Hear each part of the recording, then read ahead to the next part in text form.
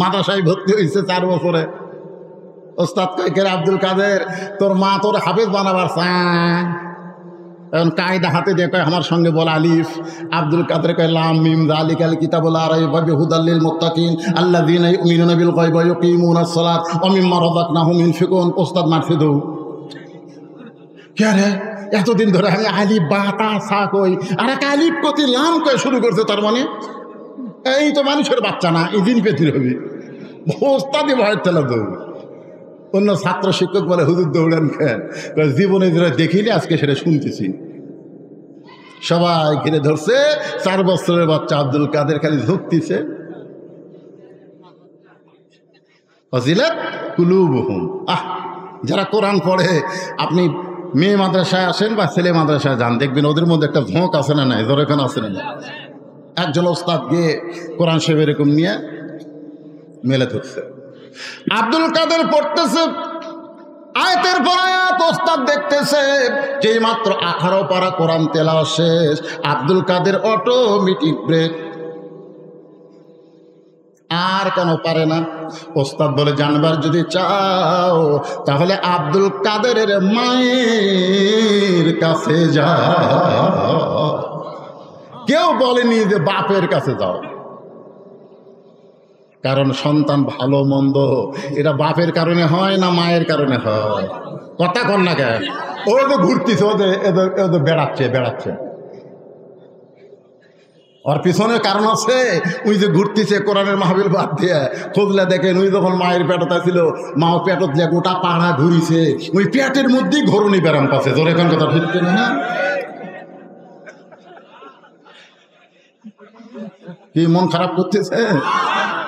কারণ সন্তান ভালো না মন্দ এটা যাচাই করবার গেলে মায়ের কাছে যাইতে হবে, বাবার কাছে যাওয়ার কোনো দরকার নাই। কারণ বাবা আনন্দে মাতিয়া সাগরে ভাসায়া সেই যে চইলা যায় খবর লয় না।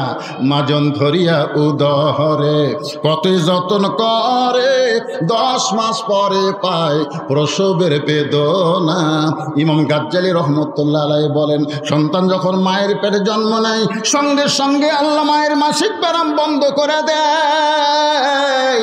প্রতি মাসে 3 দিন 5 দিন 7 দিন যে একটা ব্যারাম হতো, রক্ত বের হতো, নামাজ পড়া যাইতো না, রোজা করা যাইতো না। বাচ্চা আসার সঙ্গে সঙ্গে ওই ব্যারামটা আল্লাহ বন্ধ করে দেয়। বন্ধ করে দেওয়ার কারণে হলো ওই সন্তান পেটে আসার পর মার যেন কোনো ইবাদত নষ্ট না হয়। কারণ মায়ের ইবাদত শুধু মায়ের না, মায়ের ইবাদতে আল্লাহ সন্তানকে বড় করে দেয়। সন্তান যখন পেটে বাচ্চা নিয়ে রুকুর থেকে সেজদা যায়, ওই বাচ্চা পেটের মধ্যে একটা চাপ খায়। ফেরেশতারা বলে মাবুদ তোমার বান্দি রুকুর থেকে সেজদা গেল, পেটের মধ্যে বাচ্চাদের চাপা কষ্ট পাইল। আল্লাহ বলে ফেরেশতা সাক্ষী থাক, যেই মা পেটে নিয়ে বাচ্চা নিয়ে নামাজ পড়ে ও মা শুধু নিজে নামাজ পড়ে না, পেটের বাচ্চাকে ও নামাজি বানায়া দিল। পেটে বাচ্চা নিয়ে মা রোজা রাখে। শাশুড়ি বলে ও মা এবার পেটে বাচ্চা আছে, এবার রোজা রাখো না, কারণ রোজা রাখলে বাচ্চা যদি শুকে যায়। বেটার বউ বলে শাশুড়ি আপনি তাহলে আমাকে লিখে দেন যে আমি আর 1 বছর বাঁচবো, লিখে দেন। শাশুড়ি বলে এটা কি লিখে দেওয়া যায়? তাহলে আপনি কেমনে বলেন আমার পেটের বাচ্চা শুকে যাক, কিন্তু আল্লাহর হুকুম রোজা আমি বাদ দেব না। আল্লাহ কয় বান্দি তুই রোজা থাকলি, তোর পেটের বাচ্চাকেও রোজার ট্রেনিং দিলি। ধরে কারণ সুবহানাল্লাহ, কারণ মাও খায় না, বাচ্চারও খাওয়া হয় না। যেই মা পেটে বাচ্চা নিয়ে রোজা রাখছে ওই মায়ের বেটা, ওই মায়ের সন্তান কোনোদিন বেরোজাদার হতে পারে? আজকে যেই শালারা রোজা থাকে না, খুঁজলে দেখবেন উনি যখন পেটে ছিল তার মাও থাকে না।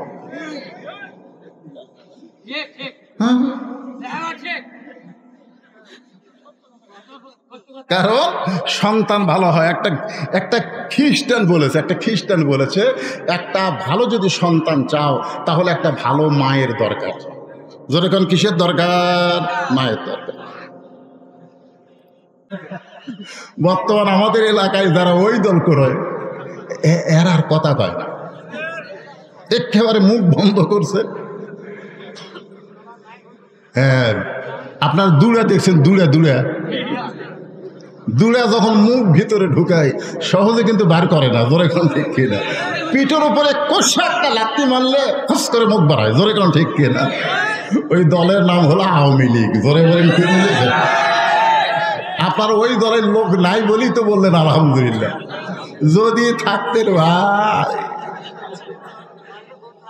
বর্তমানে আলহামদুলিল্লাহ বলার আর সুযোগ।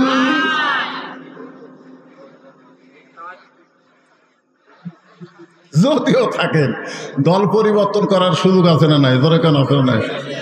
কিন্তু চিনে গেছে তো, এই শালারা এত খারাপ আছে, বুঝলেন? সিনা টান করে ঘুরেছে, রংবাজি, সন্ত্রাসী, চাঁদাবাজি করার কারণে জনগণ এদেরকে চিনা ফেলে দিচ্ছে। আল্লাহ তাআলা আমাদেরকে শারীরিক সুস্থতা দান করে মানসিক প্রশান্তির জন্য এই জান্নাতের বাগানি কবুল করেছেন। এ কারণে খুশি না বেজার? তাহলে খুশি হলে আরেকবার বলি আলহামদুলিল্লাহ। আমাদেরকে আল্লাহ তাআলা ভাগ্য গুণে এমন একজন জাতির পিতা দান করেছেন। আল্লাহ কোরআনে বলেন, মিল্লাতা আবিকুম ইব্রাহিম ওয়া সাম্মাকুমুল মুসলিমিন। খুশি না বেটা? হ্যাঁ, যিনি আমাদের নাম রেখেছে মুসলমান। জন্মসূত্রে আমরা মুসলমানের ঘরে জন্ম নিয়ে আজকের এই মুসলমান হিসেবে পরিচয় দিবার পারতেছি, এ কারণে কি কম খুশি? তাহলে বলি আলহামদুলিল্লাহ। আল্লাহ তাআলা শুধু মুসলমানের ঘরে কবুল করে নাই, আমাদেরকে বিশ্ব নবী, ধরিকন কি নবী? যখন বলবো আমার নেতা, তোমার নেতা, সকলে বলবেন বিশ্ব নবী মোস্তফা। আমার নেতা, তোমার নেতা বিশ্ব নবীর চরিত্র ফুলের চাইতেও কলক। যেই বলো বিশ্ব নবীর চরিত্র, আপনার ফুলের চাইতেও পবিত্র। বিশ্ব নবীর চরিত্র, আমরা সেই নবীর উম্মত। যেই নবী, এই যে আমার রফিকুল ইসলাম খান ভাই বলল সাইয়েদেনা, আমাদের নেতা। নেতা তোমরা যেই নেতার পিছনে ঘুরঘুর করছে, 1 মিনিটের মধ্যে 37 বার আপা আপা করে, তোমাকেও বিপদে ফেলে দিয়ে পলে গেছে। ধরে কোন কথা ঠিক না? আর আমাদের নেতা লাইলাতুল মেরাজে জান্নাতের ভিতরে ঢুকেছেন। ফেরেশতা জিবরাইল বললেন, ইয়া রাসূলুল্লাহ, আপনি যদি ইচ্ছা করেন তাহলে জান্নাত থেকে বের না হলে আল্লাহ আপনাকে বার করে দিবার পারবে না। কারণ আল্লাহ কোরআনে বলেছেন, সালামুন আলাইকুম তিবতুম ফাদখুলুহা খালিদিন। কেউ যদি একবার জান্নাতে প্রবেশ করে, সে যদি ইচ্ছা না করে আল্লাহ তাকে জান্নাত থেকে বের করে দিবার পারবে না। কি কষ্টের দুনিয়া!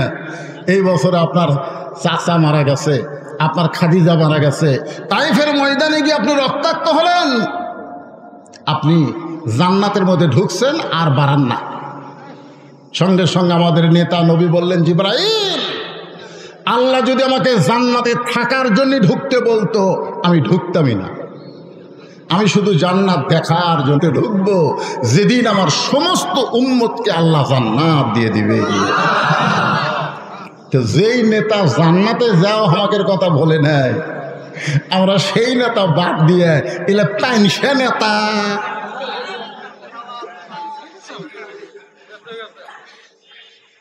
আল্লাহ আল্লাহ আমাদেরকে সেই নেতার উম্মত হিসেবে কবুল করেছেন। খুশি না বেজার?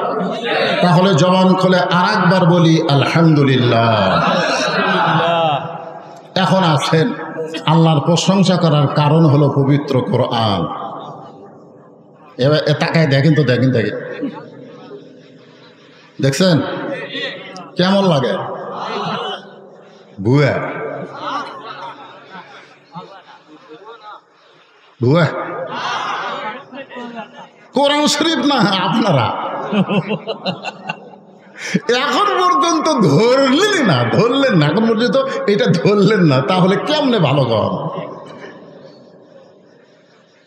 ও তালের মতো শোনেন, বাংলাদেশের মুসলমান তালের মাথায় আর চলা যাবে না। বহু তাল দেখছি আমরা, ঠিক কেন বলেন? বহু তাল হওয়ার পরে দেখলাম বাবা দেশ চালায়। বাবা 75 সালে সাইজ করে এক ভাই এসে দেশ নিল, জোরে কোন কথা ঠিক কিনা? ভাই যখন চলে গেল তখন ভাবি দেশ চলায়। ভাবির কাছ থেকে বাবার মেয়ে বুবু আবার দেশ নিল, আবার ভাবি, আবার বুবু স্বৈরাচার হলো। অনেক দেখেছি, আর দেখতে চাই না। এখন দেখতে চাই আল্লাহর কোরআনের বাংলাদেশ। জোরে বলেন কথা ঠিক কিনা?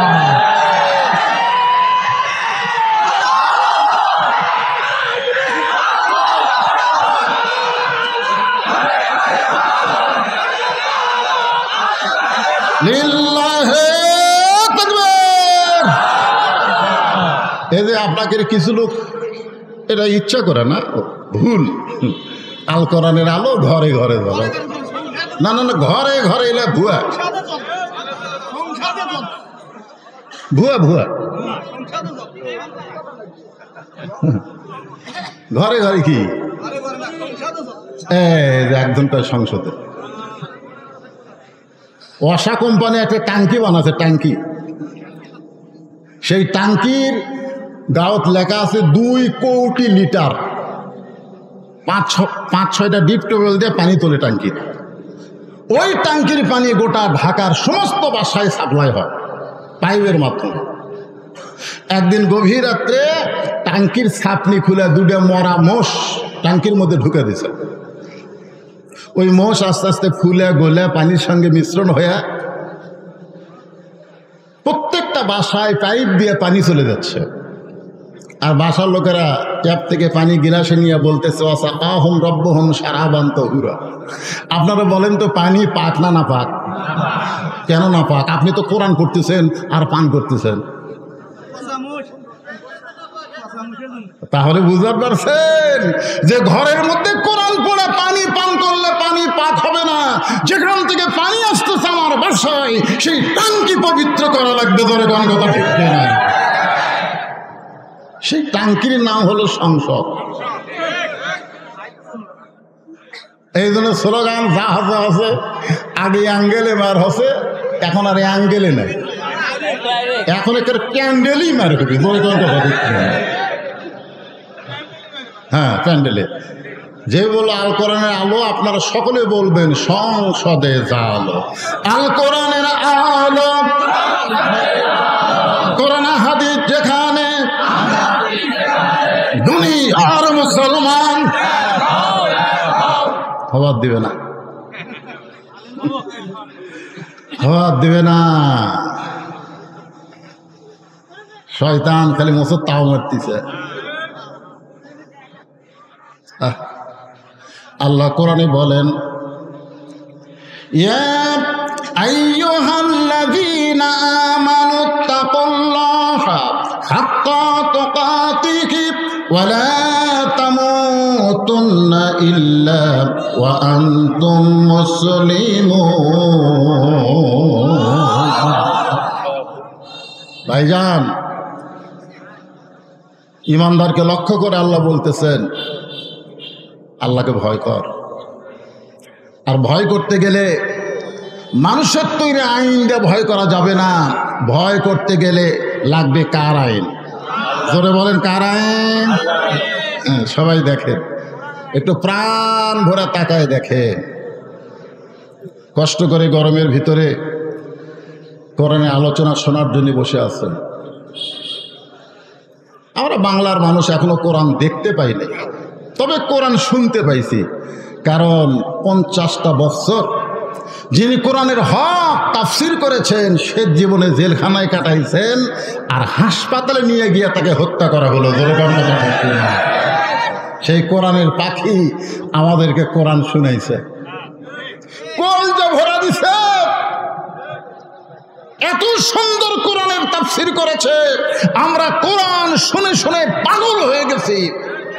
কিন্তু শুধুমাত্র শোনার জন্য আল্লাহ কোরআন দেয় নাই, এই কোরআনকে বাস্তবে দেখার জন্য দিয়েছে। কিন্তু আমরা দেখতে পাইনি। আশা করা যায় এবার কোরআন আমাদের দেখা দরকার। ধরে কোন ঠিক কিনা? এখন কোরআন দেখতে গেলে আমাদের কি করণীয়?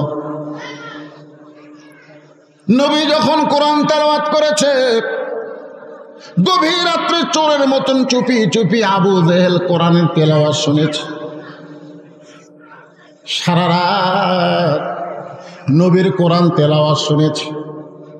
সকালবেলায় গিয়া আবু জেহেল তার সভাসদ বর্গে বলতেছে, এত সুন্দর কোরআনের বাণী, রাতটা কোন দিক দিয়ে গেল আমি বুঝবারই পারিনি।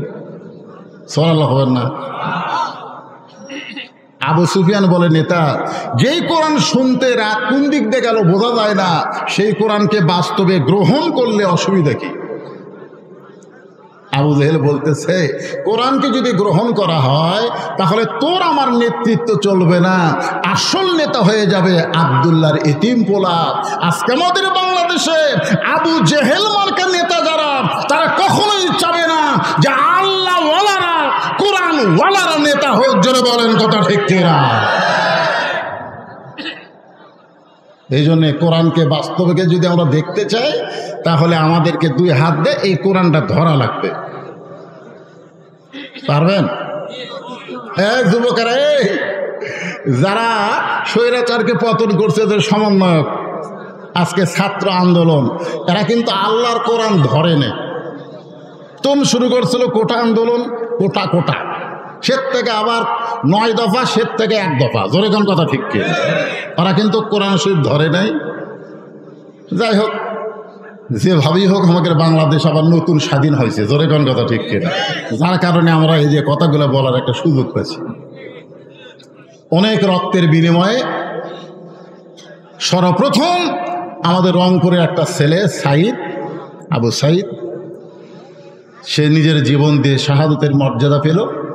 এরপর অনেক শহীদের রক্তের উপর দিয়া আমাদের বাংলাদেশ আবার স্বাধীন হলো। ধরে কোন কথা ঠিক কিনা? আজকে আসুন এই কোরআনকে একটু ধরি। আপনি দৌড়ে এসে ধরতে পারবেন না, এটা ধরবার গেলে শর্ত আছে। আল্লাহ বলেছে, লা ইয়ামাসসুহু ইল্লাল মুতাহহারুন। ততক্ষণ পর্যন্ত তুমি কোরআন স্পর্শ করতে পারবে না যতক্ষণ পর্যন্ত তুমি পবিত্র না হবে। ওমর ফারুক কিন্তু তার বোনের কাছে যে কোরআন আসলো না, বলেছিল যে কি পড়লি গোপনে গোপনে আমাকে একটু দে তো। তখন বোন বলল, ভাই এটা ধরবার গেলে পবিত্র হওয়া ছাড়া ধরার উপায় নেই। ওমর ফারুক চিন্তা করলেন, যেই কোরআনের আয়াত ধরবার গেলে পবিত্র হওয়া লাগে, সেই কোরআনটাই কি নিজের চোখে একটু দেখা দরকার। জোরে কোন কথা ঠিক ছিল? যার উপর কোরআন নাজিল হয়েছে তাকে দেখতে গেছে। নবীকে হত্যা করবার চাইছিল, তখন কিন্তু নবী দেখতে যায়নি, নবীকে হত্যা করার নিয়তে তরবারি হাতে নিয়েছিল। এবার নবীর কাছে গিয়ে নবীর দিকে তাকায় দেখে, এইটা তো আমার মতো মানুষ না। সুবহানাল্লাহ না? নবী মোর নূরে খোদা, তার তরে সকল পয়দা, আদমের কলবেতে তারি নূরের রোশনী। সবাই বলেন নবী মোর পরশমণি, নবী মোর সোনার খনি, নবী নাম ভাবে যেজন সেই তো দোজা আনের ধনী। সুবহানাল্লাহ বলেন। ওমর ফারুক ইসলামকে কবুল করে কোরআনকে গ্রহণ করলেন। এমন ভাবে কোরআনকে গ্রহণ করলেন, এক সময় আল্লাহ তাআলা এই কোরআনের ওসিলায় উমরকে বাংলাদেশের মতন 96টা দেশের নেতা বানায়া দিলে। বাংলাদেশের মতন কয়টা? 96টা দেশের নেতা বানাই দিলেন। শুধু কোরআন দেখবার যায়া উমরকে আল্লাহ নেতা করে দিলেন। ধরে কোন সুবহানাল্লাহ। মসজিদের মেম্বরে বসে ওমর ফারুকের মন বলতেছে, ওমর তুই অর্ধ পৃথিবীর খলিফা। এটা কিন্তু মুখ বলেনি, মন মন। ওর ফারুক কয়, কে রে, আমি অর্ধ পৃথিবীর খলিফা? নফস। সাথে সাথে দুই হাত ডান গালে, বাম হাত বাম গালে ফল মারে। এমন সময় ওসমান গনি এসে সামনে দাঁড়ায় বলে, আমির আল মুমিনিন, আপনি কি পাগল হয়ে গেলেন? নিজের গালে নিজে চড় মারেন, কারণ কি? ওমর ফারুক বলে, ওসমান, আমার মন আমাকে বলতেছে আমি অর্ধ পৃথিবীর খলিফা হয়েছি। ওসমান বলে, ঠিকই তো কইছে, মন তো আপনার ঠিকই কইছে, মন তো ভুল কয় নাই, এতে আবার নিজের গালে চড়ান কেন? ওমর ফারুক বলে, ওসমান, আজকে মন বলতেছে অর্ধ পৃথিবীর খলিফা, কিন্তু আমার ঈমান বলতেছে আমার অতীতের খবর কি? ওসমান গনি বলে, আমির আল মুমিনিন, আপনার অতীতের কি খবর? ওমর ফারুক বলে, আমি একটা রাখাল ছিলাম, খালার বাড়িতে রাখালি করতাম। ছাগল নিয়ে যখন সন্ধ্যে আসতাম, আমার খালা আমার চুল ধরে বলতো, ওমর, কয়টা ছাগল নিয়ে গেলে, কয়টা ফেরত আনলে? আমি গুনার দিকে 3-4টা কম। আমি আবার দৌড় দিতাম, ছাগলগুলো কুড়ে নিয়ে এসে যখন খালারে দিতাম, খালা আমার কান ধরে বলতো, ওমর, যেই ভুল আজকে করেছো, এই ভুল যদি আগামীকাল করো, তোমার রাখালির চাকরি আমি ক্যান্সেল করে দিব। আমি তখন খালার পা ধরে বলতাম, খালা, আমার রাখালির চাকরি ক্যান্সেল করে দিলে আমি থাকবো কোথায়, খাবো কি? একদিন যে ওমর রাখালির চাকরি রক্ষা করার জন্য খালার পা ধরে কেঁদেছে, আজকে সেই ওমর অর্ধ পৃথিবীর খলিফা হয়েছে। এটা ওমরের যোগ্যতাই নয়, এটা কেবলমাত্র আল্লাহর কোরআনের উসিলায়। বলে বলেন ভাই রে, এটা সেই কোরআন। খালি গরিব গুরুবার ছেলেদের মাথায় কোরআনের পাগড়ি, আমরা হাফিজি পাগড়ি মাথায় পরাই দিলাম। আজকে মহিলা মাদ্রাসা খুঁজলে দেখেন, এলাকার মধ্যে ধনী মেয়ে এই মাদ্রাসা ভর্তি হয়। আমাদের মতন গরিবগুলা সব কোরআন ধরছে, আর ধনীগুলা সব ভার্সিটিতে গেছে। এখন আমরা গরিবগুলা যদি কোরআন থেকে হক কথা মসজিদের মেম্বারে বলবার চাই, ওই ধনী ঘুষখোর খালি এরকম গুজরে ওঠে, সুদখোর এরকম জোরে জোরে কাশে। ঠিক কিনা বলেন? কোরআন কি শুধু গরিবের জন্যই না সবার জন্যে? হযরত ওমর অর্ধ পৃথিবীর খলিফা হইয়া নিজের চোখে আল্লাহর কোরআনকে দেখার জন্যে তিনি ছদ্মবেশে ঘুরতেছেন। আমার মা বোনেরা যারা পর্দার অন্তরালে আর মহিলা মাদ্রাসাকে টার্গেট করে আমি আপনাদের সামনে কথাগুলো বলতেছি। ওমর ফারুক ছদ্মবেশে মদিনার অলি গলি যখন ঘুরতেছে, এমন সময় দেখতে পাই দুই পাহাড়ের মাঝখানে একটা সুন্দরী মেয়ে ধীর গতিতে হেঁটে হেঁটে আসতেছে। মেয়েটার সামনেও কোনো মানুষ নাই, পিছনেও কোনো মানুষ নাই।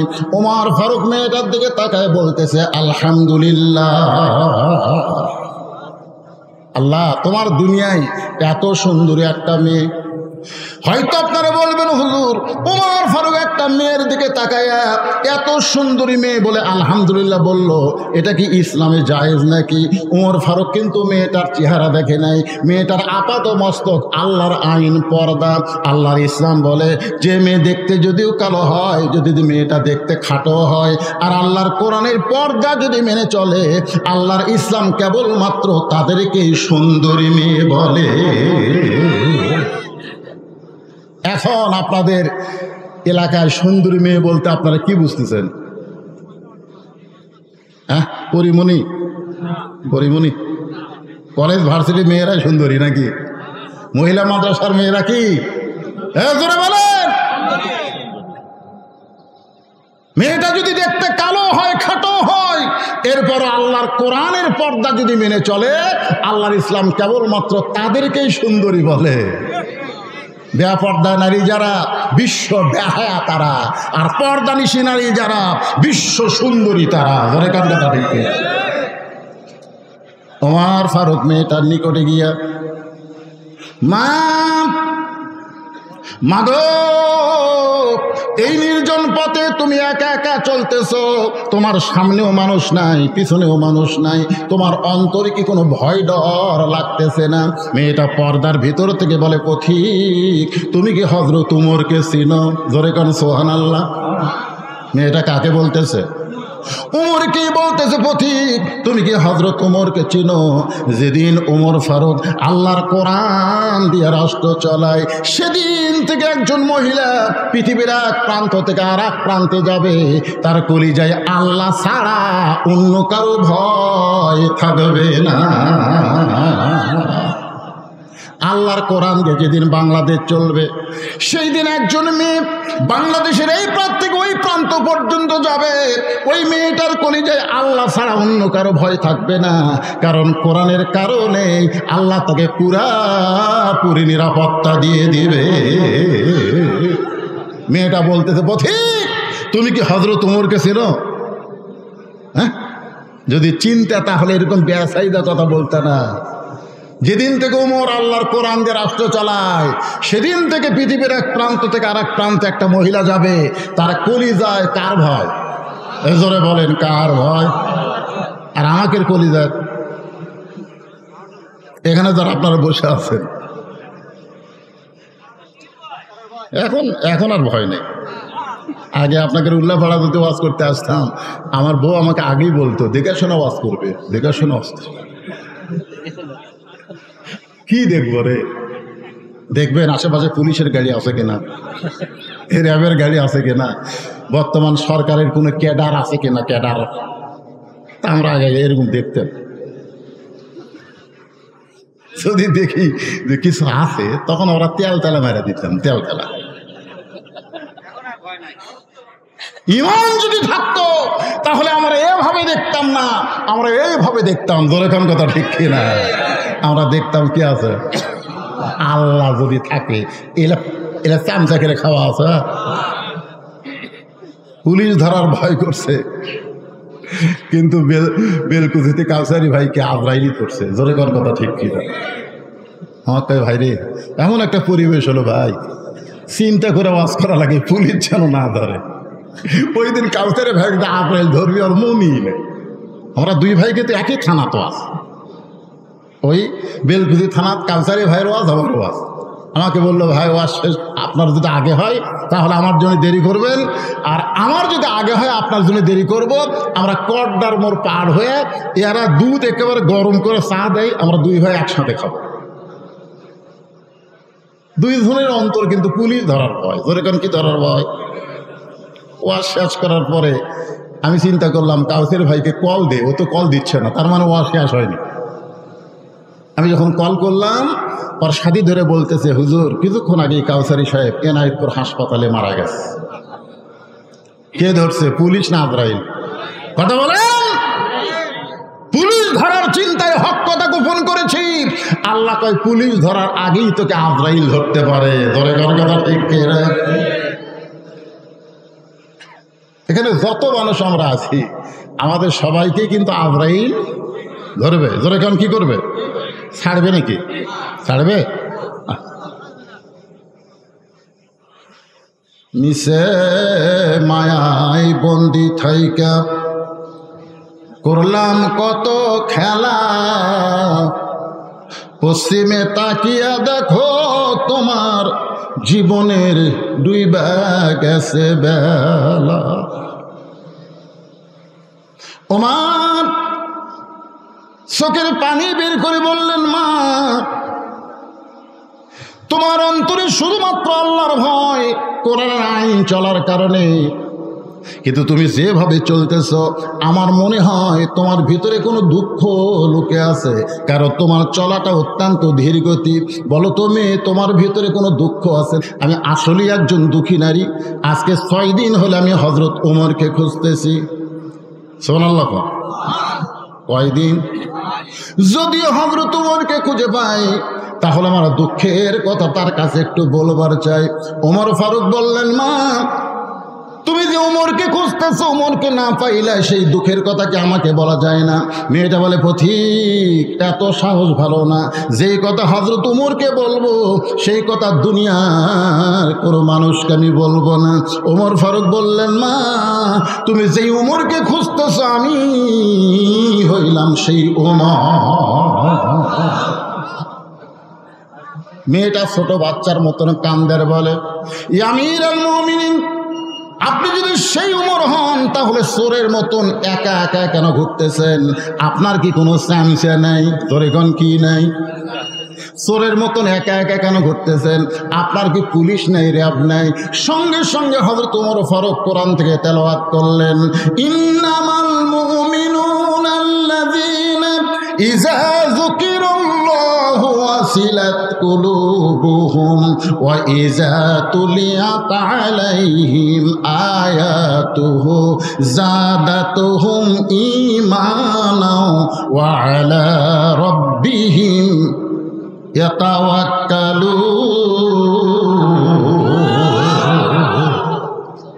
আল্লাহর কোরআনটা কি নিজের চোখে একটু দেখে। ওমর ফারুক বললেন, মা, যেদিন থেকে কোরআন দিয়ে রাষ্ট্র চালায় সেদিন থেকে আমার ঈমান আমাকে বলে দিয়েছে দুনিয়ার কোনো পুলিশ রাব লাগবে না, স্বয়ং আল্লাহ তাআলাই আমাকে হেফাজত করবে। সামান্য একটা এমপি হলে সামনে পুলিশের গাড়ি, পিছনে পুলিশের গাড়ি, জোরে কোন কথা ঠিক কিনা? আর বাংলাদেশের মতন ৯৬টা দেশের খলিফা। কোনো চামচা লাগে, র্যাব লাগে, পুলিশ লাগে? আপনারা বলেন তো, পুলিশগুলো কি নেতার না জনগণের? এ কথা কোন নেতার না জনগণের?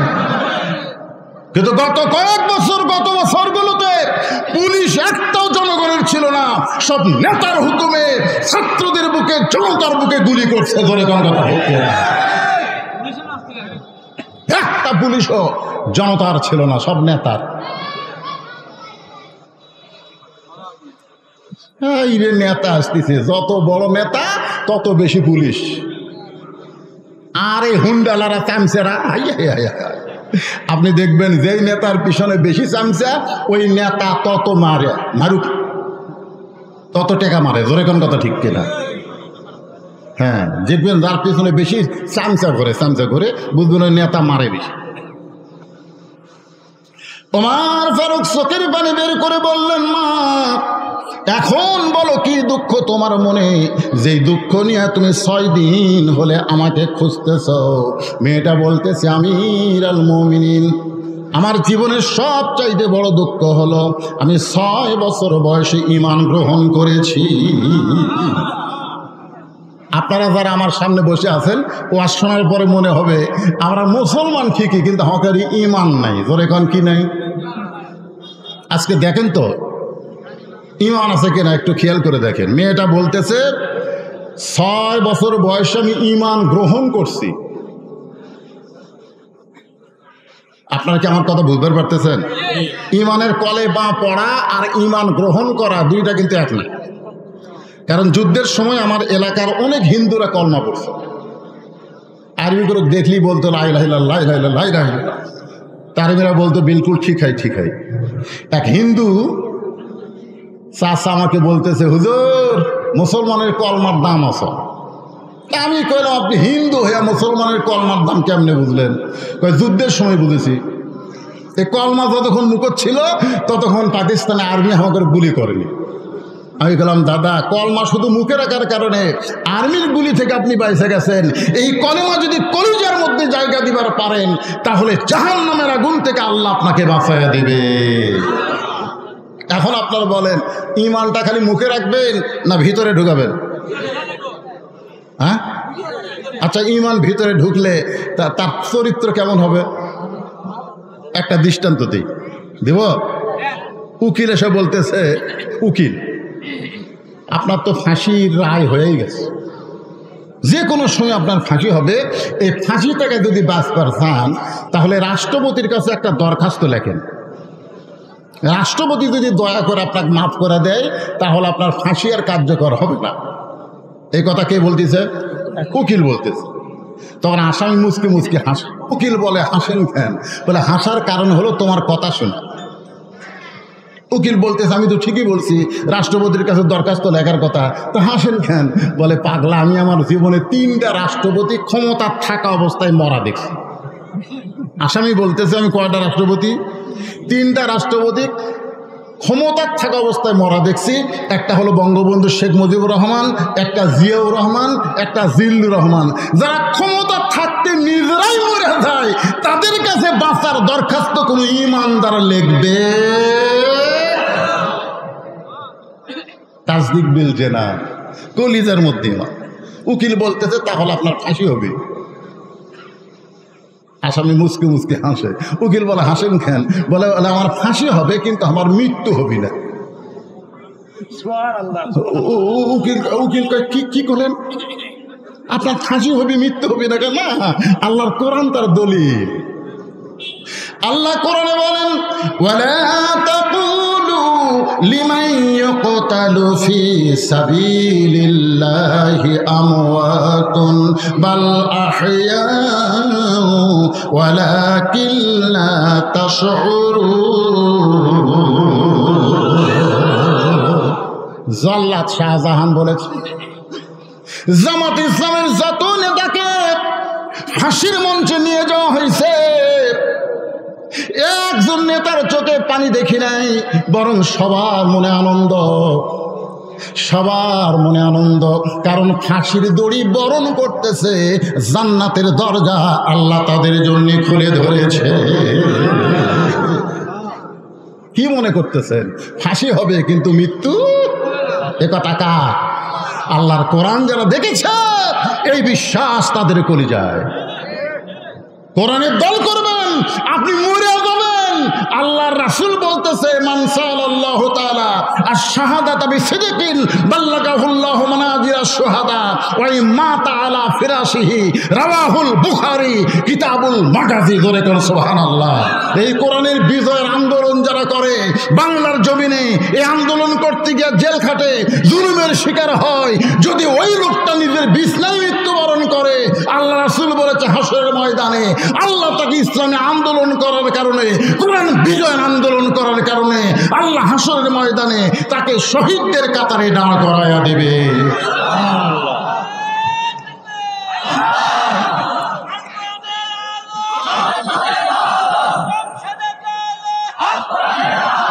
আপনারা কি মনে করতেছেন এই কোরআন, এই যে কোরআন, যে কোরআন আলোচনা শুনতেছেন, এটা শুধু কাগজে লেখা একটা কিতাব না, আপনাকে জান্নাতের দরজা পর্যন্ত পৌঁছানোর কিতাব। জোরে কোন ঠিক?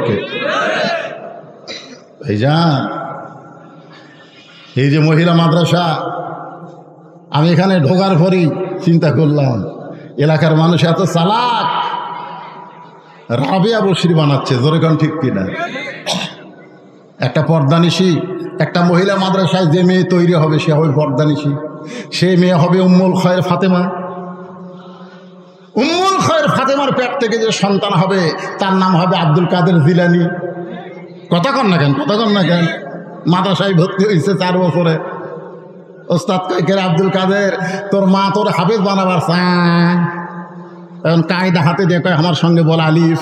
আব্দুল কাদের কয় লাম মিম যালিকাল কিতাবুল লা রাইবা ফিহি হুদাল লিল মুত্তাকিন আল্লাযীনা ইউমিনুনা বিল গায়বি ওয়া ইউকিমুনাস সালাত ওয়া মিম্মা রাযাকনাহুম ইউনফিকুন। ওস্তাদ মারছে দৌ।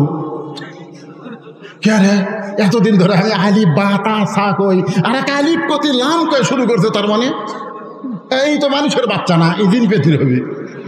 ওস্তাদই ভয়ের তেলা দৌড়। অন্য ছাত্র শিক্ষক বলে হুজুর দৌড়ান খেন, জীবনে যেটা দেখিনি আজকে সেটা শুনতেছি। সবাই ঘিরে ধরছে, 4 বছরের বাচ্চা আব্দুল কাদের খালি ঝুঁকতেছে। ফজিলাত কুলুবুহুম। যারা কোরআন পড়ে, আপনি মেয়ে মাদ্রাসায় আসেন বা ছেলে মাদ্রাসায় যান, দেখবেন ওদের মধ্যে একটা ঝোঁক আছে না নাই? জোরেখান আছে না? একজন ওস্তাদ গিয়ে কোরআন শরীফ এরকম নিয়ে মেলে ধরছে, আব্দুল কাদের পড়তেছে আয়াতের পর আয়াত, ওস্তাদ দেখতেছে। যেই মাত্র 18 পারা কোরআন তেলাওয়াত শেষ, আব্দুল কাদের অটোমেটিক ব্রেক। আর কেন পারে না? ওস্তাদ বলে জানবার যদি চাও তাহলে আব্দুল কাদেরের মায়ের কাছে যাও।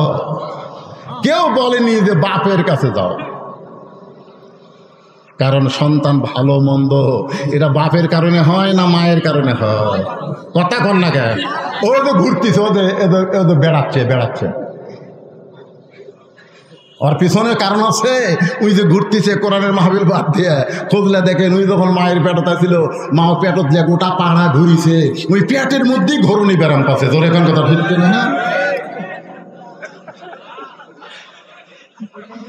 কি মন খারাপ করতেছে?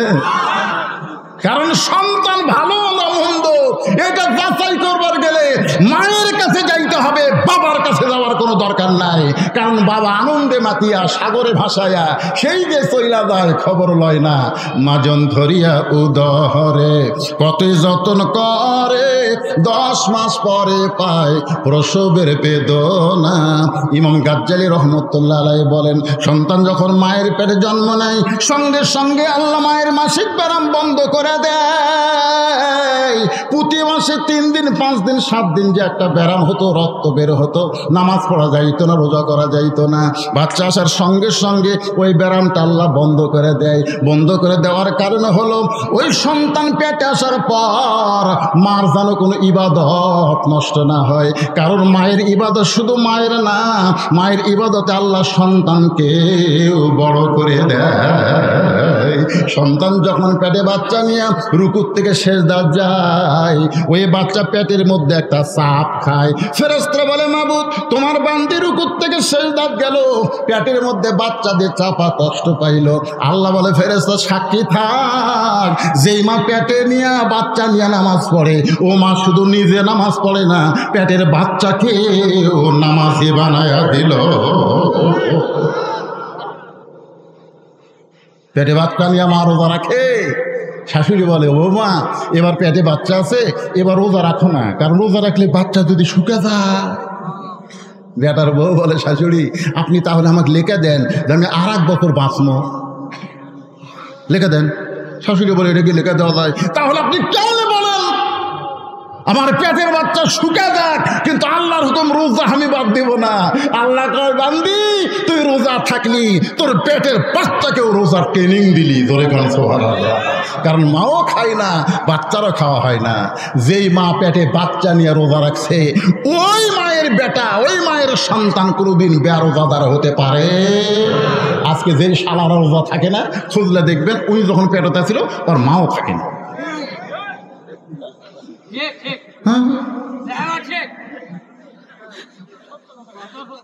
কারণ সন্তান ভালো হয়। একটা খ্রিস্টান বলেছে একটা ভালো যদি সন্তান চাও তাহলে একটা ভালো মায়ের দরকার। যেরকম কিসের দরকার? মায়ের দরকার। আপনারা কি বিরক্ত হচ্ছেন? দেখতে আইছে সবাই, দেখি মাও আব্দুল কাদের কামদত করে নিয়ে উম্মুল খায়ের ফাতেমা জানলা দিয়ে দেখে, কেরে গতকালই ভর্তি করে দিলাম, ছেলে কোরআনের হাফেজ বানাবো।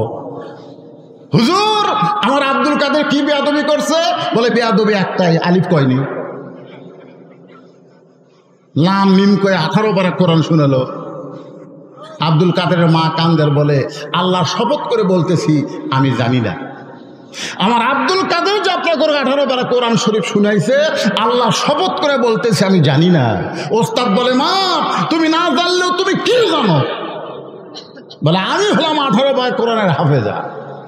আব্দুল কাদের যখন আমার পেটে ছিল, আমি 1 ওয়াক্ত নামাজ বাদ দেইনি, একটা রোজাও বাদ দেইনি। আব্দুল কাদের যখন ভূমিষ্ঠ হলো, যখন আব্দুল কাদেরকে আমি কোলে নিতাম, আল্লাহর কোরআন তেলাওয়াত করতাম। আব্দুল কাদের যখন কাঁদতো, আমি বাবু তো বাবু তো আর কান্না থামাইনি, আল্লাহর কোরআন তেলাওয়াত করে করে ওর কান্না থামাইছি। আব্দুল কাদের যখন আমার স্তনের দুগ্ধ পান করতো, আমি তখন কোরআন তেলাওয়াত করতাম, ও আমার স্তনের দুগ্ধ পান করতো। আব্দুল কাদের যখন রাত্রেবেলা বিছনায় ঘুমাতে যাইতো, আমি 1 পারা কোরআন না শোনাইলে আমার আব্দুল কাদের কোনোদিন ঘুমাইতো না। আমার মনে হয় এই 4 বছরে আমার 18 পারা কোরআন বহুবার আব্দুল কাদেরকে শুনাইছি, আর শুনতে শুনতে আমার বাচ্চাটা হয়তো মুখস্থ করে ফেলেছে। সমস্ত ওস্তাদ বলতেছে, মা যদি ভালো হয় সন্তান আল্লাহর ওলি হয়। তাহলে এখানে যে মহিলা মাদ্রাসা বানাইছেন, আপনারা আল্লাহর ওলির ফ্যাক্টরি বানাচ্ছেন। জনগণ কথা ঠিক কিনা? কি বাবা কিছু যদি কোয়া লাগে হামাক কর, এবারে কি করবা হামাক করবা? কয় ঘন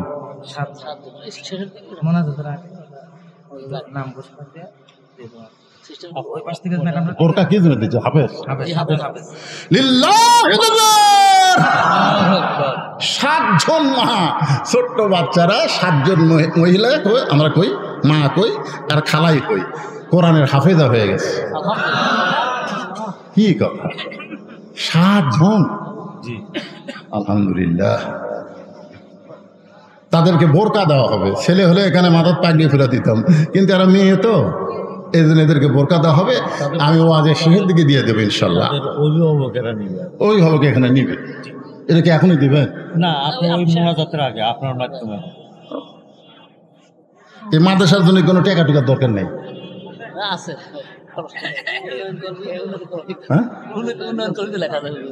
উন্নয়ন করবে। আমি সেই কথা তো বুঝাতে চাচ্ছি যে এই আল্লাহর ওলিগের ফ্যাক্টরি মহিলা মাদ্রাসা, এই ফ্যাক্টরি এখানে কিয়ামত পর্যন্ত জারি থাক। আপনারা কি চান? কারা কারা চান? আল্লাহ হাত দেখান তো দেখি। লিল্লাহি তাকবীর। আমি সবার কাছে না, সবার কাছে আমার দরকার নাই, কারণ যারা কোরআনকে মহব্বত করে, কোরআনের পাগল, আমি তাদের কাছে এই মাদ্রাসায় একটা করে কোরআন শরীফ। এখানে কয়জন ছাত্রী আছে? 100 জন ছাত্রী আছে। 100টা কোরআন শরীফ, এক কোরআন শরীফ মাত্র 500 টাকা। কোরআনকে যারা ভালোবাসেন, এতক্ষণ ধরে কোরআনে ওয়াজ শুনতেছেন, আরো 1 ঘন্টা করবো, আপনারা শুনবেন। মাত্র 500 টাকা আপনি দিবেন, একটা কোরআন শরীফ দান করার সওয়াব আল্লাহ আপনার আমল নামায় দিয়ে দিবেন। সুবহানাল্লাহ জোরে কর। আর সুবহানাল্লাহ কর না কেন? আমি কি সবার কাছে চাইছি? 100 জন, তার মধ্যে 1 জন হাত তুলেছে, বাকি কোনো খাওয়া নেই। বাজান নগদ দেওয়া লাগবে। আছে পকেট আছে? 200 আছে না? বাকি লয় তো, আমি বাকি লেখেন, বাকির কোন কথা নেই। লগ কোরআন শরীফ আর বাকি, এটা ধান তুলছি আমি।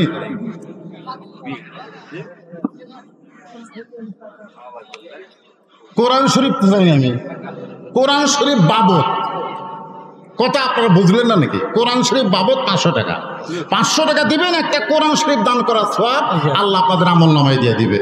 লিল্লাহি তাকবীর। 100টা কোরআন শরীফের মধ্যে 1 নম্বর পাওয়া গেছে। আলহামদুলিল্লাহ। আল্লাহ তোমার একজন পাগল, একটা কোরআন বাবদ 500, আর একজন কোরআন শরীফ বাবদ 500 টাকা দান করছে। আল্লাহ দানকে কবুল করেন। 100টা কোরআনের মধ্যে 2টা পাওয়া গেল। আমরা সবাই কোরআনকে ভালোবাসি, কোরআনের মিছিল করলাম। পকেটে টাকা থাকলে দাবি আছে, না থাকলে দাবি নাই। আর একজন কোরআন বাবদ 500 টাকা দান করছে। আল্লাহ 3টা হয়ে গেছে। আমার মা বোনেরা, পর্দার অন্তরে যারা ওয়াজ শুনতেছেন, এই ছেলেরাই এরা ওটা শুরু করলো কেন? না, যারা কোরআন শরীফ দিবেন তারা খালি উঠবেন। 2 মিনিট কালেকশন, 2 মিনিট, সারা রাত না। আর একজন একটা কোরআন শরীফ বাবদ 500 টাকা দান করেছে। আল্লাহ দানকে কবুল করেন। আল্লাহ বাপ মাত্র স্বজন কবরে গেছে, এই যে কোরআন বাবদ 500 টাকা দান করলো, এই দান করার কারণে বাপ মার কবরকে জান্নাতের টুকরা আল্লাহ কবুল করেন। যাদের বাপ মা কবরে গেছে, বাবার জন্য একটা কোরআন শরীফ দেন, মায়ের জন্য একটা কোরআন দেন। যদি না পারেন বাপ মা 2 জনের জন্য একটা কোরআন শরীফ দান করেন। আর একজন কোরআন বাবদ 500 টাকা দান করছে, আল্লাহ দানকে কবুল করেন। আল্লাহ নেক নিয়ত নেগাশা করেন। আর একজন কোরআন শরীফ বাবদ 500 টাকা দান করছে, আল্লাহ দানকে কবুল করেন।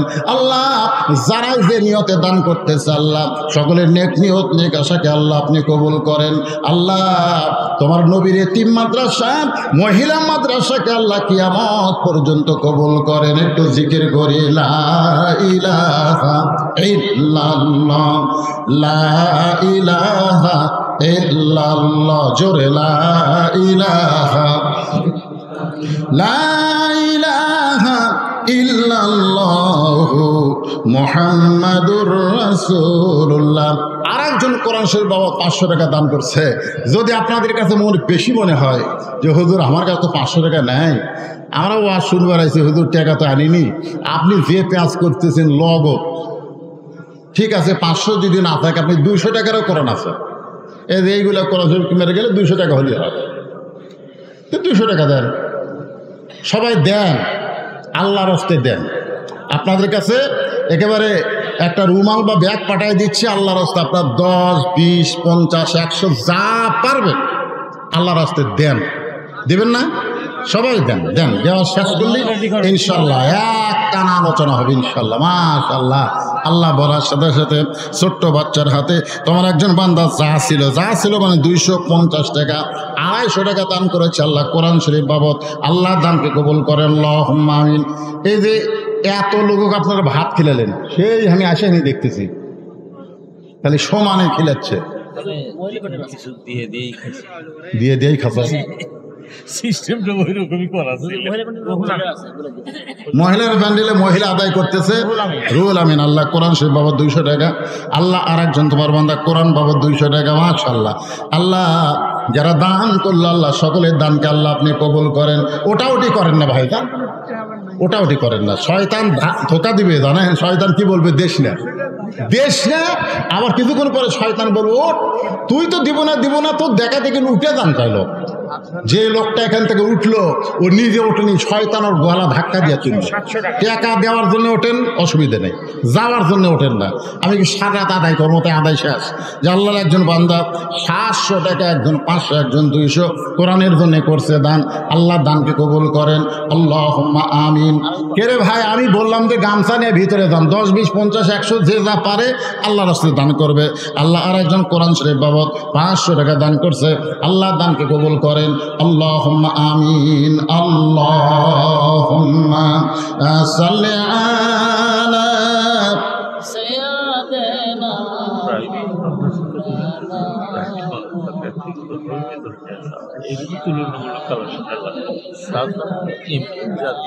মাওলানা।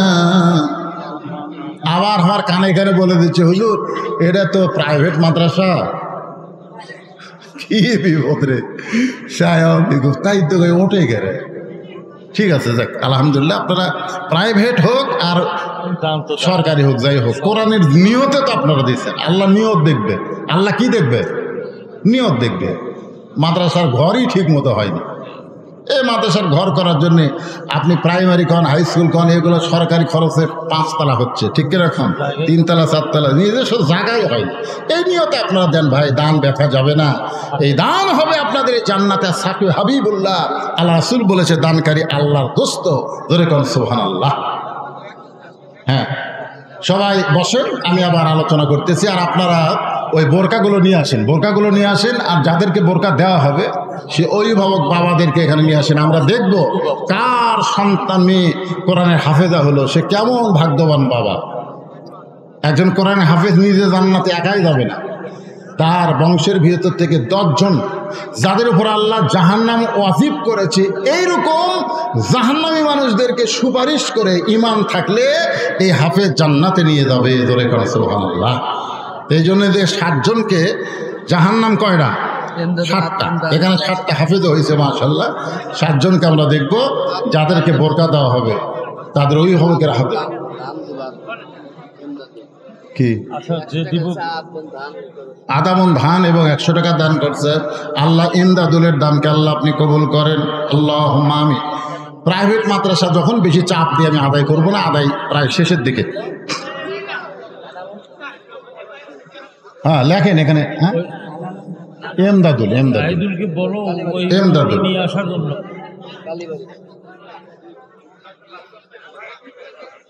মাশাআল্লাহ। আর একজন আল্লাহর বান্দা 500 টাকা দান করছে কোরআন শরীফ বাবদ। আল্লাহ দানকে কবুল করেন, আল্লাহুম্মা আমিন, আল্লাহুম্মা আমিন। তাহলে কোন জায়গায় গিয়ে আপনাদের আছে? মেয়েটা বলতেছে আমিরুল মুমিনিন 6 বছর বয়সে আমি ঈমানকে গ্রহণ করেছি। আপনাদের মনে আছে না? নাই। কারণ ঈমানের কলেমা পড়া আর ঈমানকে গ্রহণ করা দুইটা কিন্তু এক না। বর্তমানে বাংলাদেশে আমরা ঈমানের কলেমা পড়েছি কিন্তু ঈমানকে গ্রহণ করে নাই। রাসূল বলেছেন ঈমানকে গ্রহণ করলে 3 ভাবে গ্রহণ করা লাগবে। ইকরার বিল লিসান, তাসদিক বিল জিনান, আমল বিল আরকান। এরই নাম হলো ঈমান। জবানে বলতে হবে লা ইলাহা ইল্লাল্লাহ। কলিজার মধ্যে ঈমানের জায়গা দেওয়া লাগবে, আমলের মাধ্যমে ঈমানকে গ্রহণ করা লাগবে। আজকে দেখেন ঈমান গ্রহণ করার পরে সবচাইতে দামি আমল, আপনারা বলেন ভাইজান, ঈমান গ্রহণ করার পরে সবচাইতে দামি আমলের না এই যে কোরআন দেখবেন না? কোরআন যদি বাংলাদেশে দেখতে চান, কোরআনের সমাজ যখন চালু হবে আমাদের বাংলাদেশে, তখন 1 নম্বর আনা হবে নামাজ কায়েমের বিল পাস হবে। জোরে কোন কথা ঠিক কিনা? যদি সরকার আইন করে দেয় মডেল মসজিদে আজান হবে, আজান দেওয়ার পরে যে ছেলেরা বাইরে ঘুরবি একে পাশার কাপড় তুলে 5টা করে বাড়ি, কয়টা করে বাড়ি? আচ্ছা, এই আইন যদি সরকার করে তাহলে আপনার বলেন তো ছেলেগুলা কি বাইরে ঘুরবি? অন্তত পিটন খাওয়ার ভয়ে মসজিদের মধ্যে ঢুকবে। যেই মসজিদের মধ্যে ঢুকবে আল্লাহ বলতেছে আল্লাহুম্মা আফতাহলি আবওয়াবা রাহমাতিক, তুই যখন পিটন খাওয়ার ভয়ে আমার ঘর ঢুকলি আমি তোকে রহমতের কোলে উঠাইয়া নিলাম। আর আপনি যখন রহমতের কোলে উঠলেন তখন দায়িত্ব কি হলো? ইন্নাস সালাতা তানহানিল ফাহশাই ওয়াল মুনকার। একমাত্র নামাজই পারে মানুষকে যাবতীয় খারাপি থেকে বাঁচাই দিতে।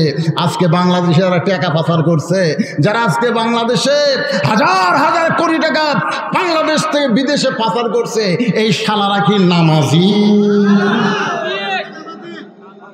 ফাওয়াইলুল লিল মুসাল্লিন, নামাজি হলেও ফাওয়াইলুল। বোঝেন না? বোঝেন? আপনাকে এলাকায় মসজিদ দোতলা আছে না নাই? এ কটাক্ষণ আছে না নাই? আপনারা বলেন তো, সত্যি করে বলেন, দোতলা মসজিদ কি 5 ওয়াক্ত নামাজের জন্যে না জুম্মার নামাজের জন্যে?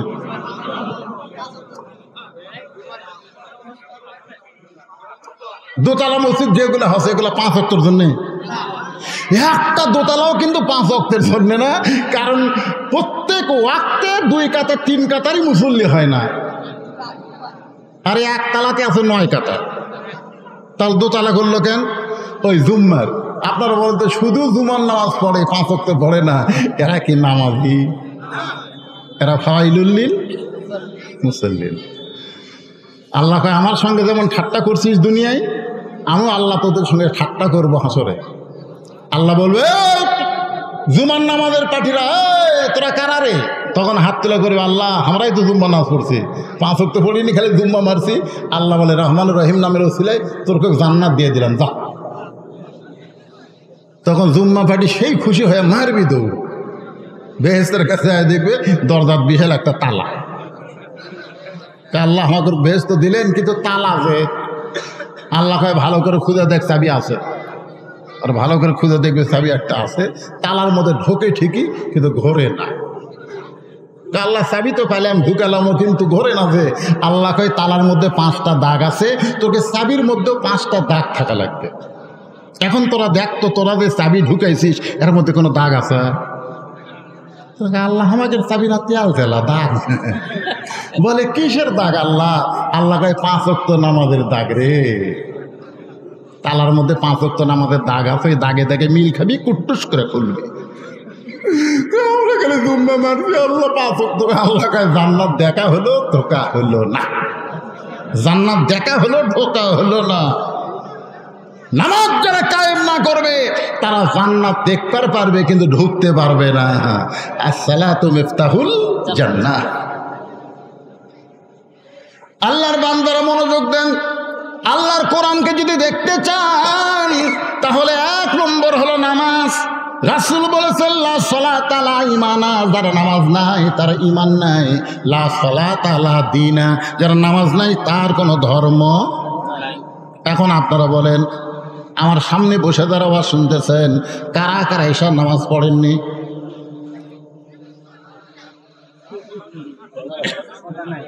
না, মনে মনে চিন্তা করে দেখেন তো কারা কারা পড়েননি।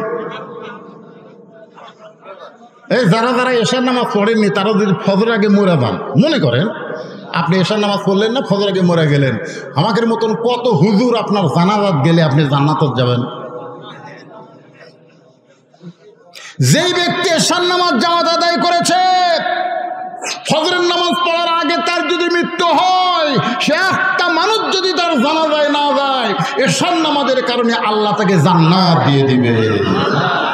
আর যেই বেটা এসা পড়েনি, ফজর না পড়ার নিয়তে শুইছে, আর গভীর রাত্রে হার্ট ফেল করে মারা গেছে, 1 কোটি মানুষ আর জান্নাত দোয়া করলেও ও জান্নাত পাবে না, কারণ নামাজ বাদ দেওয়ার কারণে সে কাফের হয়ে মারা গেছে। বলে কোন কথা ঠিক কিনা? বাইনাল আবদি ওয়াল কুফরি তরকুস সালাত।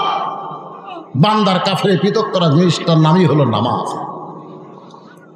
এখন আল্লাহর কোরআনকে দেখতে গেলে এই কোরআনকে যদি আমরা গ্রহণ করি, ঈমান গ্রহণ করার ব্যাপারে 1 নম্বর আমলের নাম হলো নামাজ। যেরকম 1 নম্বর আমলের নাম কি? এখন আপনারা কারা কারা ফজরের নামাজ পড়বেন না? হাত তোলেন। এই দিকে কথা কে কয় রে? কারা কারা ফজরের নামাজ পড়বেন না? দিকে হাত তোলেন তো দিকে। তার মানে সবাই পড়বেন ইনশাআল্লাহ। আপনারা যদি সবাইও পড়েন তারপরে কোরআন দেখতে পাবেন না, কারণ সবাই পড়বেন আজকে হুজুরের কথা অনুযায়ী 1-8 বার, বারবার মসজিদে ঢুকতে পারবেন না। কারণ মসজিদ ঢুকতে গেলে নামাজ কায়েমের আন্দোলন, নামাজ কায়েমের বিধান আল্লাহর কোরআন দিয়ে বাংলার জমিনে চালু করতে হবে। ধরে কোন ঠিক। 2 নম্বর হলো যাকাত দেওয়া লাগবে। যার উপরে নামাজ ফরজ সে যদি সামর্থ্যবান মানুষ হয়, তার উপর আল্লাহ যাকাত ফরজ করেছে 100 টাকায় 2.5 টাকা। জোরে বলেন কয় টাকা? এই মনোযোগ দিয়ে শোনেন, কয় টাকা? যদি কোরআন দিয়ে বাংলাদেশ চলে তাহলে গরিব মানুষ কোনো ধনীর বাড়িতে যাওয়া লাগবে না, বরং ধনী মানুষরাই গরিবদের বাড়িতে ঘুরবে। সোনাল্লাহ। যেদিন আল্লাহর কোরআনকে বাংলাদেশে দেখবেন সেদিন একটা গরিবও ধনীর বাড়িতে যাবে না। কারণ যাকাত দেওয়া লাগবে না চাওয়া লাগবে? এখন দেওয়া না চাওয়া? এখন বাংলাদেশে যাকাত চাই। চাচা আমাকে না যাকাত দিবেন চাচা? চাচা কয় আমার বহু লোক আছে ভাই। আমি দেখি চাচা ই কয় ভাই না দেওয়ার। আর কোরআন যখন চালু হবে 1 ব্যাগ টাকা নিয়ে ঘুরতেছে 7 দিন। যেই দরজাতে যায় গরিব কয় আমার যাকাতের টাকার দরকার নেই, ইয়াকা নাবুদু ওয়া ইয়াকা নাস্তাইন। আমি যখন নাচ করে আল্লাহর কাছে সাহায্য চাইছি, ভাই তোর যাকাতের টাকা আমার দরকার নেই। যার কাছে যাই তাই দরজা বন্ধ করে। 7 দিন ধরে 1 ব্যাগ টাকা নিয়ে ঘুরছে, একটা গরিবও দরজা খোলেনি। আল্লাহ কয় আল্লাহ আমার তুমি গরিব করে দাও। এই যাকাতের টাকা নিয়ে মানুষের দরজায় দরজায় আর ঘুরবার পারতেছি না। আল্লাহ বিরক্ত হয়ে গেছে। কয়দিন? 7 দিন। মনের দুঃখে বরফের মধ্যে গেছে, যা দেখে একজন বস্তা পাতার দিয়ে শুয়ে আছে। বেগালা ভাবতেছে যাক আল্লাহ তুমি রহম করছো, একটা গরিব পাচ্ছি পারে। ওই এখন ওই বস্তা লাগ দেখে বুঝলেন জোরে সালাম মারছে, আসসালামু আলাইকুম। বস্তাটা লাভ দিয়ে ওটা বলছে আলহামদুলিল্লাহ। বেগালা কেন সালাম দিলাম, ও আলাইকুম আসসালাম না কয় আলহামদুলিল্লাহ কেন? বলে 15 দিন হলে 1 বস্তা টাকা নিয়ে ঘুরতেছি ভাই, একটা গরিব নেই। তোকে দেখা গরিব মনে করে আল্লাহ শুকর আদায় করছি। আমি ঘুরি ব্যাগ নিয়ে, তুই ঘুরিস বস্তা নিয়ে, তাহলে গরিব গেল কোথায়? আস্তাইনু বিসসবরি ওয়াসসালাহ। 2 জন আল্লাহর নামাজ পড়ে আল্লাহর কাছে কান্দে, আল্লাহ ওই 7 দিন হলে ব্যাগ লিয়া ঘুরতেছে, আমি 7 দিন হলে 1 বস্তা টাকা লিয়া যাকাতের ঘুরতেছি, গরিব গেল কোথায়? আল্লাহর পক্ষ থেকে জানানো হচ্ছে নামাজ কায়েমের পরে যাকাত দেওয়া যদি আল্লাহর হুকুম মনে করে শুরু করে দেয়, ওই দেশের জন্য আল্লাহ রহমত বরকতের দরজা খুলে দিয়ে গরিবের দরজা, অভাবের দরজা আল্লাহ বন্ধ করে দেয়। যখন যাকাত দেওয়া শুরু হয়ে যাবে, আপনারা বলেন তো বাংলাদেশের নিচে খুনি আছে না নাই? কটা খুনি আছে না নাই? আমেরিকার একজন ভূতত্ত্ববিদ বলেছে বাংলাদেশের জমির নিচে এত দামি দামি খনি আছে, তেলের খনি, সোনার খনি, কয়লার খনি, বহু খনি আছে। বাংলাদেশ সবচাইতে সমৃদ্ধশালী দেশ, বহু খনি আছে, কিন্তু খনিগুলো এত নিচে, মানে যন্ত্র দিয়ে দেখে 1000 ফুট নিচে। এই খনি তেল তুলবার গেলে, কয়লা তুলবার গেলে যে টাকা খরচ হবে, এখন সেই টাকাই তো উঠবে না, এত নিচে। কিন্তু যখন যাকাত দেওয়া শুরু করবেন তখন খনিগুলো আর নিচে থাকবে না, আল্লাহ সব খনি উপরে দিয়ে পাঠাবে। সুবহানাল্লাহ কন্যাকে। একদিন সৌদি আরব যারা মুরব্বী এখানে আছে শুনে দেখবেন, হাজির কাছে সাহায্য আছে। এখন সৌদি আরব শুধুমাত্র কোরআনের কিছু আইন চালু করার কারণে আল্লাহ তাদেরকে এত সমৃদ্ধশালী বানায় দিছে। তার মানে খনিগুলা সব নিচে ছিল, উপরে দিছে। উপরে দেওয়ার মালিককে আরো জোরে বলেন। তাহলে এখন বলেন আল্লাহর কোরআন আমাদের দেখার দরকার আছে না নাই? আর কোরআন দেখতে গেলে কোরআন বিজয় আন্দোলন করতে হবে। কোরআন বিজয় আন্দোলন যদি আমরা করতে চাই তাহলে ভালো শাসক আমাদের বাংলার জমিনে, একটু মনোযোগ দিয়ে শোনেন। আজকে এই উল্লাপাড়ার এই এলাকার মধ্যে যে ভাইটা ভালো মানুষ, ভালো মানুষকে আমাদের ভালো জায়গায় পাঠাতে হবে। সংসদ ভবন কিন্তু খারাপ জায়গা না, খারাপ যেরকম খারাপ। আমি একবার বলছিলাম যে ইউনিয়ন পরিষদের চেয়ারম্যান হবে, তা আমার পাশে একজন কয় নাউজুবিল্লাহ হুজুর আপনি একজন আলেম মানুষের চেয়ারম্যান হবেন কেন? আমি বললাম কেন? বলে ইউনিয়ন পরিষদ খারাপ, আপনি একজন ভালো মানুষের খারাপ জায়গায় যাবেন। আমি বললাম পাগলা, ইউনিয়ন পরিষদ খারাপ না রে, কিন্তু খারাপ মানুষকে আমরা পাঠানোর জন্য ওই ভালো জায়গায় খারাপ হয়ে গেছে। জোরে কোন কথা ঠিক কি না? তো এখন ভালো মানুষগুলো আমরা যদি কোরআন দিয়া ওই সংসদে 300 জন পাঠাবার পারি তাহলে কোরআন আমরা বাংলার জমিনে দেখতে পাবো। আল্লাহ পাক আমাদের দেখার তৌফিক দান করুক, সকলে বলে আমিন। এই যে এগুলো কি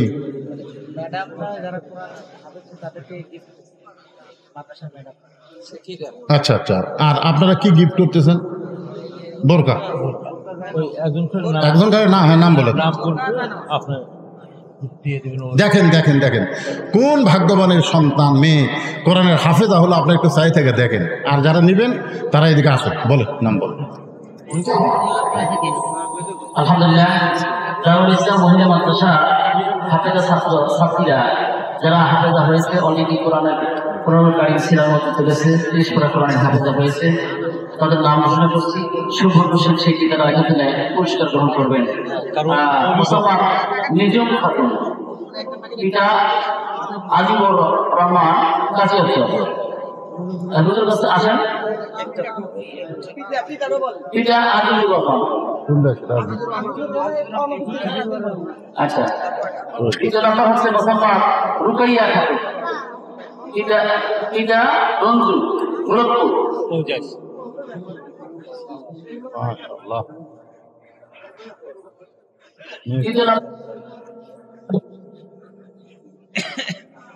শাসন নাম্বার মুসাম্মদ আতিয়া খাতুন, পিতা আতাউর রহমান কাজিয়াচর।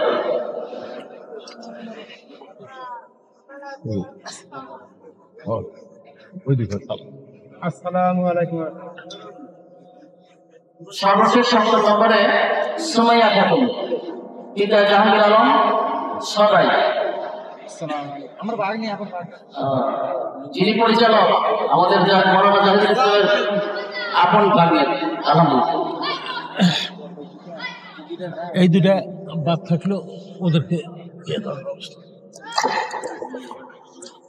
আলহামদুলিল্লাহ, কঠিন গরমকে উপেক্ষা করে আপনারা আলোচনা শুনলেন।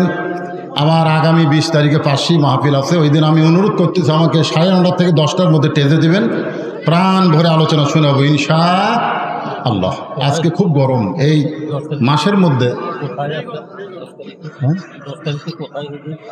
20 তারিখে আজকে যাচ্ছে 17 তারিখ রামারসর, হ্যাঁ পাশেই রয়েছে ইনশাল্লাহ। আবার দেখা হবে ইনশাআল্লাহ। সেদিন আমি কমিটিকে অনুরোধ করতেছি আমাকে 10টার আগেই তেজে দেবেন ইনশাআল্লাহ, কারণ গরম তো খুব গরম। আমাকে তো ফ্যানের বাতাস দিচ্ছে আর আপনাকে স্যার বাতাস নেই, বুঝতে পারতেছে। এই বাতাসের মধ্যেও গোটা শরীর ঘামতেছে, অনেক গরম আজকে। এই গরমের মধ্যে আল্লাহ কোরআন থেকে কিছু আলোচনা বক্তা এবং শ্রোতা সবাইকে শোনার তৌফিক দিয়েছে। আল্লাহ এই মোতাবেক আমল করার তৌফিক দান করুক, সকলে বলে আমিন। আস্তাগফিরুল্লাহ আল্লাযী লা ইলাহা ইল্লা হুয়াল হাইয়ুল কাইয়্যুম ওয়া আতুবু ইলাইহি। আল্লাহুম্মা সাল্লি আলা মুহাম্মাদ, আল্লাহুম্মা বারিক আলা মুহাম্মাদ, আল্লাহুম্মা সাল্লি আলা মুহাম্মাদ, আল্লাহুম্মা বারিক আলা মুহাম্মাদ, আল্লাহুম্মা আমিন। আল্লাহুম্মা আনতাস সালাম ওয়া মিনকাস সালাম তাবারাকতা ইয়া যাল জালালি ওয়াল ইকরাম। হে আল্লাহ তাআলা, কঠিন গরমের ভিতর থেকে গরমের ভিতরে সেই মাগরিবের নামাজের পর থেকে রাত 12টা পর্যন্ত তোমার পাগল বান্দা বান্দিরা আরামের বাড়ি ঘুমকে বাদ দিয়া, ফ্যানের বাতাসকে বাদ দিয়া এই জান্নাতের বাগানে বসে বসে আলোচনা শুনেছে। মেহেরবানি করে আজকের মাহফিল আমাদের সকলের হেদায়েতের জন্যে, নাজাতের জন্যে, জান্নাতের জন্যে কবুল করে না। এই মাহফিলের শুরু থেকে শেষ পর্যন্ত যত আলোচনা হয়েছে আল্লাহ, এর মধ্যে যে ত্রুটি হয়, ভুল হয়, মাফ করে দাও। এর যে হাদিয়া মঞ্জুর করো, সোনার মদিনায় নবী পাকের রওজা মোবারকে আল্লাহ কবুল করে নাও।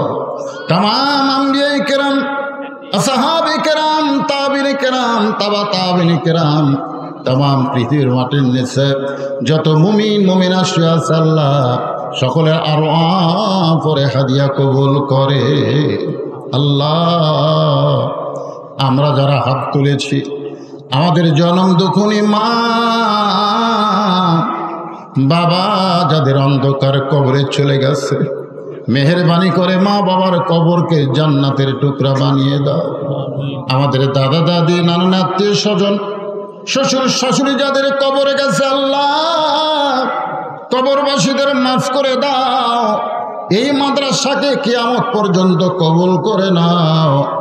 এই মাদ্রাসার মহব্বতে নগদে বাকিতে যারা দান করেছে আল্লাহ সকলের দানগুলোকে জান্নাতের বিনিময় হিসেবে কবুল করে নাও।